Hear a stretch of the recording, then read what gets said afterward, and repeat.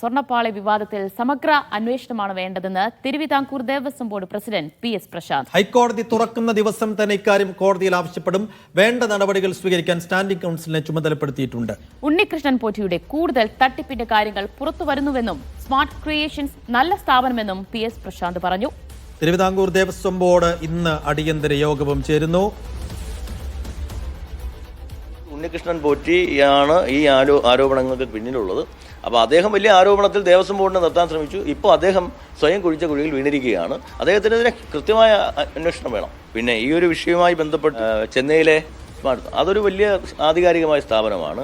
അവരുടെ ഒരു വാറണ്ടിയെ വിശ്വസിച്ചാണ് ഞങ്ങൾ കൃത്യമായ പ്രൊസീജിയർ പാലിച്ച് ഞങ്ങളുടെ ഉദ്യോഗസ്ഥർ സുരക്ഷിത വാഹനത്തിലാണ് ഞങ്ങൾ അങ്ങോട്ടേക്ക് കൊണ്ടുപോയത്. ഞങ്ങൾക്ക് യാതൊരു കാര്യവും ഒളിക്കാനോ മറയ്ക്കാനോ ഇല്ല. വിജയ് മല്യ സ്വർണം പൂശിയ 98 സെപ്റ്റംബർ മുതൽ 2025 വരെ സ്വർണത്തിൻ്റെ കാര്യത്തിലായാലും എല്ലാ കാര്യത്തിലും ഞാൻ നേരത്തെ പറഞ്ഞതുപോലെ തന്നെ കൃത്യമായ അന്വേഷണം നടക്കട്ടെ, സമഗ്ര അന്വേഷണം നടക്കട്ടെ. RB സനൂപ് വിവരങ്ങൾ നൽകാനായി ചേരുന്നുണ്ട്. സനൂപ്, ഇതിൽ ഈ വിവാദങ്ങളിൽ ഈ സ്വർണ്ണപ്പാളി കൊണ്ടുപോയതിലും അതിൽ നിന്ന് സ്വർണം നഷ്ടമായതിലുമൊക്കെ എല്ലാ പങ്കും ഉണ്ണികൃഷ്ണൻ പോറ്റിക്കാണ്. ഈ കമ്പനിക്കടക്കം അത് വിശ്വസ്തമായ സ്ഥാപനമാണ് എന്ന് തിരുവിതാംകൂർ ദേവസ്വം ബോർഡ് പ്രസിഡന്റ് പറയുന്നു. അപ്പോൾ എല്ലാ കുറ്റവും ഈ ഉണ്ണികൃഷ്ണൻ പോറ്റിൽ ചുമത്തുകയാണോ ദേവസ്വം ബോർഡ് പ്രസിഡന്റ്?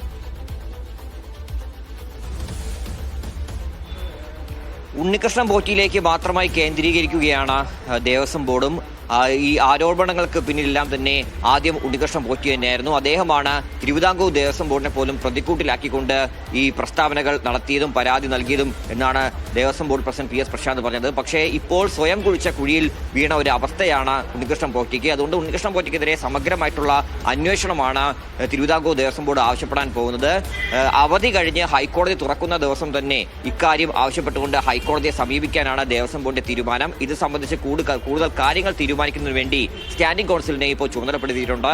ഇന്ന് ഈ തിരുവിതാംകൂർ ദേവസ്വം ബോർഡിന്റെ ആസ്ഥാനത്ത് മേൽശാന്തിമാരുടെ അഭിമുഖം നടക്കുന്നുണ്ട്. അതിൽ പങ്കെടുക്കുന്നതിന് വേണ്ടി ശബരിമല തന്ത്രി അടക്കം അല്പസമയത്തിനകം തന്നെ ഇവിടെ എത്തും. അവരുടെ അഭിമുഖത്തിന് വേണ്ടി കൂടിയാണ്. ആ സമയത്ത് അനൌദ്യോഗികമായിട്ട് ഇക്കാര്യങ്ങളടക്കം സ്വർണ്ണപ്പാളി വിവാദമടക്കം ചർച്ചയാവും. ഒരു യോഗം കൂടി ചേരുന്നുണ്ട്. അനൌദ്യോഗിക യോഗമാണ്, പ്രത്യേക അജണ്ട നിശ്ചയിക്കാതെ ഉള്ള യോഗമാണ്. അതുകൊണ്ട് തന്നെ ഇന്ന് യോഗമുണ്ടെന്നുള്ള കാര്യം തിരുവിതാംകൂർ ദേവസ്വം ബോർഡ് സമ്മതിക്കുന്നില്ല. പക്ഷേ അനൗദ്യോഗികമായിട്ട് ഈ സ്വർണ്ണപ്പാളി വിവാദത്തിൽ യോഗം ചേരുമെന്ന് അറിയുന്നുണ്ട്.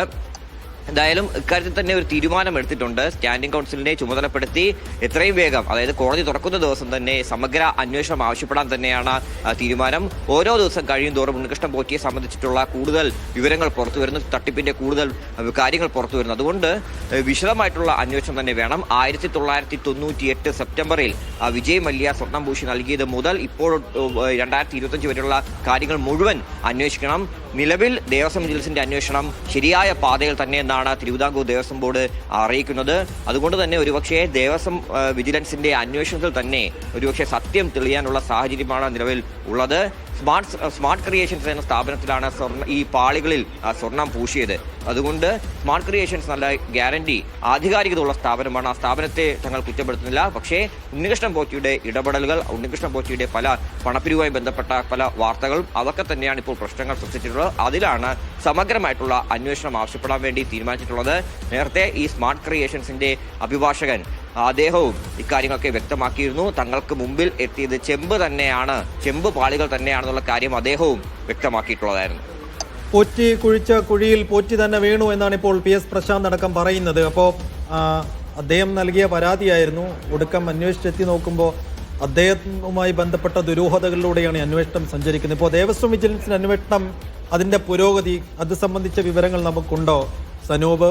ഈ പോറ്റിയിൽ നിന്ന് കൂടുതൽ വിവരങ്ങൾ എടുക്കുക എന്ന് തന്നെയായിരിക്കുമോ ദേവസ്വം വിജിലൻസിന് മുന്നിലുള്ള വഴിയും?